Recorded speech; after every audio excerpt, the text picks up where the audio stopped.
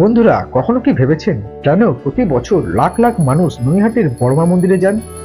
কোন এক অজানা আকর্ষণে যেন তারা বারবার ফিরে আসেন। নৈহাটি, যা কলকাতা থেকে প্রায় ৩৫ কিলোমিটার দূরে, সেখানে রয়েছে এক প্রাচীন এবং শক্তিশালী মন্দির, বড়মার মন্দির। কিন্তু এই মন্দিরগুলির মধ্যে এমন কি বিশেষত্ব রয়েছে যে এখানে প্রতিদিন এত মানুষ আসেন? চলুন আজকে আমরা এই রহস্য উন্মোচন করার চেষ্টা করি।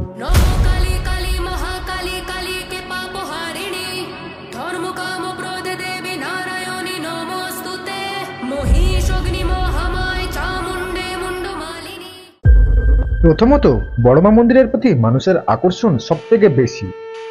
নৈহাটি বড়মা মন্দিরে পুজোর আয়োজন হয়, যা বিভিন্ন দিক থেকে ভীষণই অদ্ভুত এবং মনোমুগ্ধকর।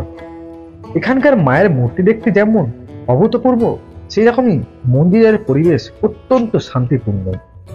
এখানকার আশীর্বাদ পাওয়ার জন্য বহু মানুষ দূর দূরান্ত থেকে আসেন। বিশ্বাস করা হয় এই মন্দিরে মা কালীর বিশেষ শক্তি বিরাজমান। মানুষের জীবনে যে কোনো সমস্যার সমাধান পাওয়ার জন্য এখানে আসেন।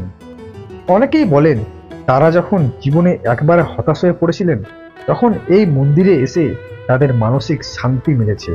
এমনকি ব্যবসা, চাকরি বা পারিবারিক সমস্যার সমাধানও এখানে মায়ের কাছে এসে প্রার্থনা করলে তা পূর্ণ হয়।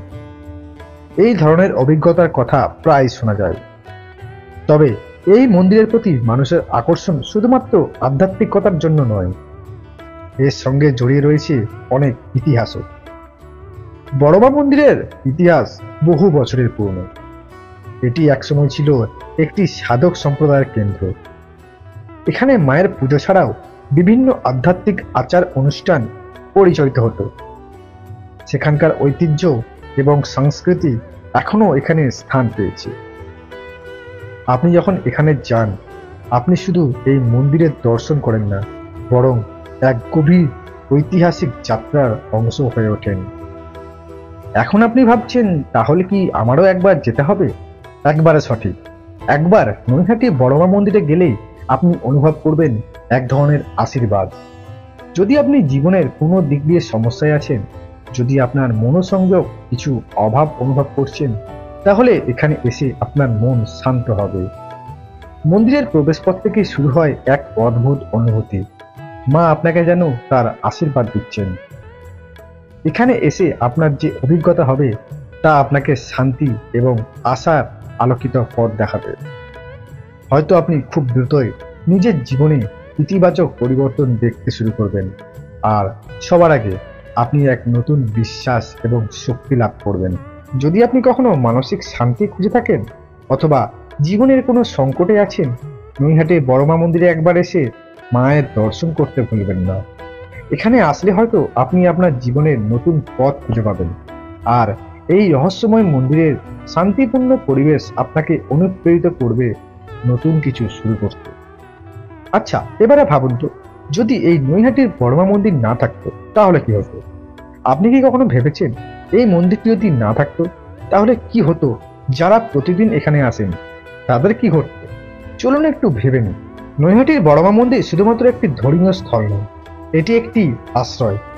যেখানে আসে হাজার হাজার মানুষ তাদের জীবনের সমস্যা নিয়ে, তাদের বিশ্বাসের শক্তি নিয়ে। মন্দিরের আশীর্বাদ পেয়ে তারা নতুন শক্তি ও প্রেরণা পায়।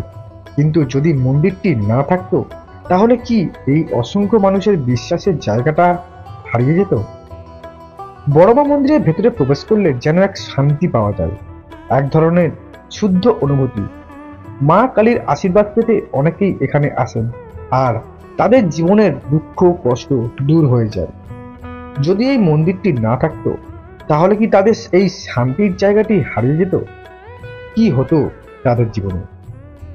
তাহলে আমরা যদি ভাবি, যদি নৈহাটি বড়মা মন্দির না থাকতো, তবে আজ আমাদের সমাজ, আমাদের বিশ্বাস, আমাদের মানসিক শক্তি কোথায় থাকতো?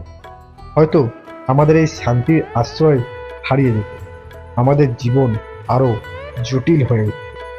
যদি আপনিও এই মন্দির বা এর আশীর্বাদ সম্বন্ধে আরো জানতে চান, তাহলে আমাদের চ্যানেলটিকে সাবস্ক্রাইব করুন। নতুন নতুন ভিডিও এবং তথ্য পেতে আমাদের সাথে যুক্ত থাকুন। তো বন্ধুরা, আজকের এই ভিডিওটি এখানেই শেষ করছি। ছেড়ে যাওয়ার আগে বড় মার নাম করে সবাই একবার কমেন্ট বক্সে অবশ্যই লিখে দেবেন, ধর্ম যার যার, বড় মা সবার। দেখা হচ্ছে পরের ভিডিওতে। ততক্ষণ পর্যন্ত ভালো থাকুন, সুস্থ থাকুন। জয় হিন্দ।